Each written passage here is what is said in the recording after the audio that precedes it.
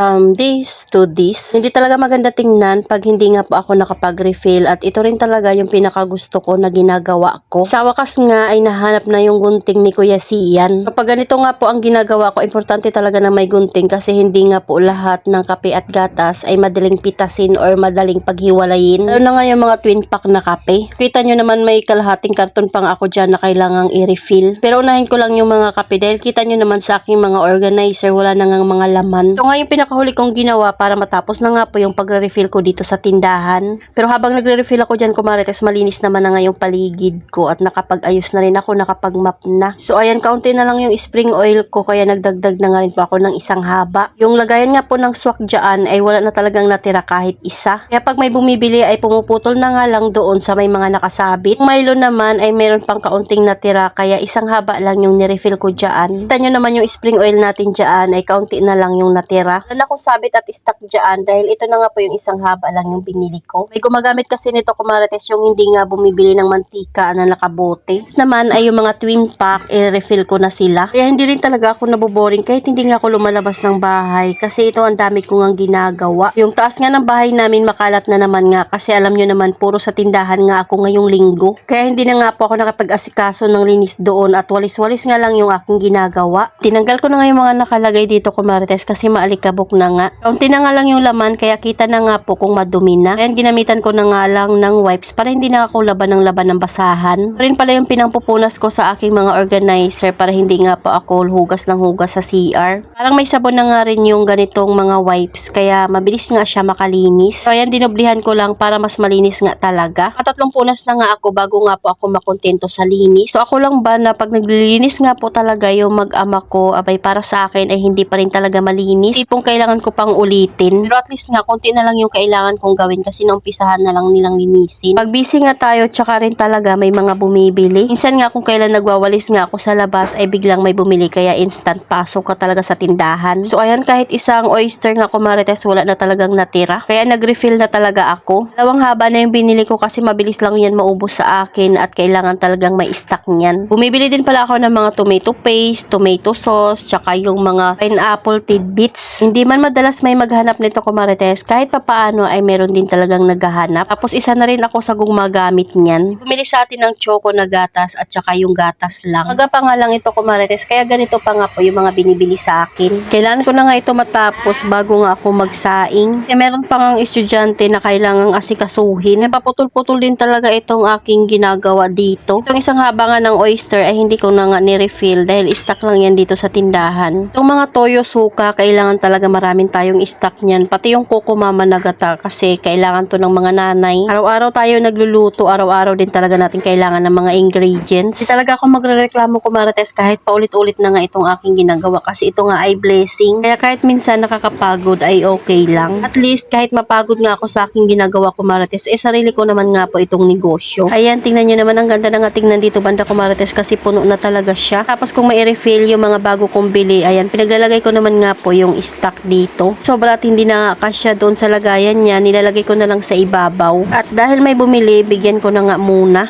Siyempre at yung ating pambansang itlog. Pag hindi nga kami nakakabili nito kumarites, minsan nakakapagsisi. Kasi pag wala kang itlog, malamang sunod-sunod yung naghahanap niyan sa'yo. Minsan kasi kung ano pa yung wala sa tindahan mo, yun talaga yung hahanapin nila. Hindi rin kasi talaga maiwasan na makalimutan mo ngang bumili. Tapos wala ka ng time bumili kasi syempre may pasok na nga yung bata.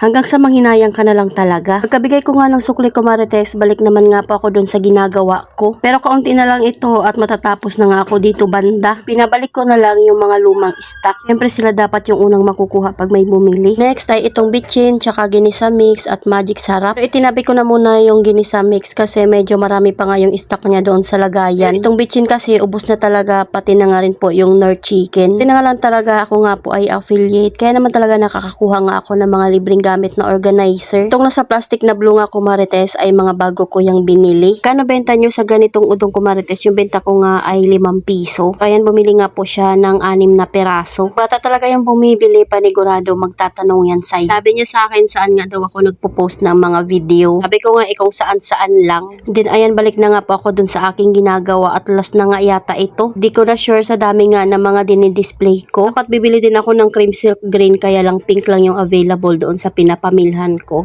Syempre at at meron na naman nga bumili sa atin kaya ayan, bigyan muna natin. Isa din talaga ito sa dahilan kaya minsan ang tagal ko talaga matapos sa mga ginagawa ko dito sa tindahan. Paputol-putol kasi kung meron nga akong ginagawa ay meron ding bumibili. Kapag once na nagbabantay nga lang ako, panigurado walang ang bibili dyan kaya ang ending ay magsi-cellphone na lang ako. Pabarya na nga ako dyan ng 50 pesos kasi naubusan na ako ng barya doon sa tindahan. Kasi yun ang sigarilyo yung nakalagay doon kaya hindi ko ngayon sinusukli pag sa tindahan. Pinuputol-putol ko na nga po itong toothpaste na Colgate. So minsan ang tawag ng mga customer natin sa toothpaste ay Colgate na close up. Pag sinabi nila yun, panigurado nga na yung binibili nila ay close up. So itong toothpaste nga po ng Colgate ko Marites ay naubusan din talaga ako. Black na Colgate nga lang po yung natira at yun nga po ay yung mga free lang sa mga binibili ko dati. So ayan, last na talaga to ko Marites at ipapakita ko na nga sa inyo kung ano nga po yung itsura ng ating munting tindahan na punong-puno nga po ng stock. May mga kulang pa rin pero okay lang yon kasi ito naman nga po yung pina-priority ko, yung talagang hinahanap dito. May estudyante nga bumili sa akin ng Champ Bites. Benta din talaga ito sa akin kumarites at kaunti na nga lang po yung natira dyan. After ko nga dito sa pag-aayos dito sa tindahan, naglinis ako ng sahig tapos syempre magsasaing pa. Sa umaga talaga ako maraming ginagawa. Ganito yung itsura ng tindahan namin kumarites pag maayos at wala nga pong mga paninda na kailangang ligpitin. Yung lamesa malinis, pati na nga rin po yung mga organizer. Yung mga estante nga po ay naka-arrange. So ayan, nakakatuwa lang talaga itong ating pakisame kasi mas maganda na nga po tingnan dito sa baba ng bahay namin. At yung banda sa printer ay nalinis ko na iyan. Tapos yung mga stock naman natin ay nakalagay doon sa gilid. Wala nang nakalagay na mga stock doon sa ibabaw ng ref. So ayun lang muna ko Marites. Salamat sa panonood. Follow for more. God bless us.